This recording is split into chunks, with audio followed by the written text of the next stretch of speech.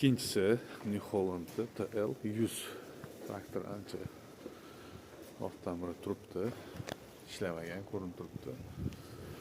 Bu yerda spetsialistlar yo'q desa ham bo'ladi deyishyapti. Bu traktorlar bo'yicha. Xudo xolasa buni ham chiroyli qilib ko'zga, klientni o'ziga yoqadigan qilib beramiz.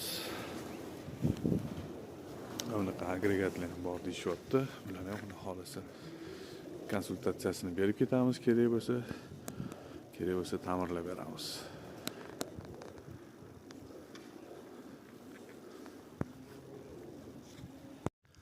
Bizada keyingisi klassdan dominator kombayni. Buni жаткасini remont qilish kerak, elektrochast va shu o'rinda gidrosistemasini ko'rib berish kerak. Yoshlikni eslatadigan traktorlar. Undan tashqari bu yoqda eskicha kombayn bor ekan.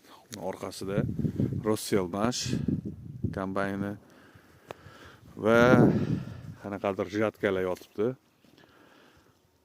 Va asosiysi bu yoqda bizga keraklisi TS adashmasam 135 kelib to'xtagan, buzilganmi, salarkasi tugaganmi, xullas to'xtagan, kimga nima kerak bo'lsa hozirgi kunda ketma-ketlikda yechilyapti. Hurmatli mexanizatorlar, mexaniklar, shu traktorlarni, shu texnikalarni bitta joyga jamlab vaqtida xizmat ko'rsatilsa, bunaqa ahvolga tushmaydi.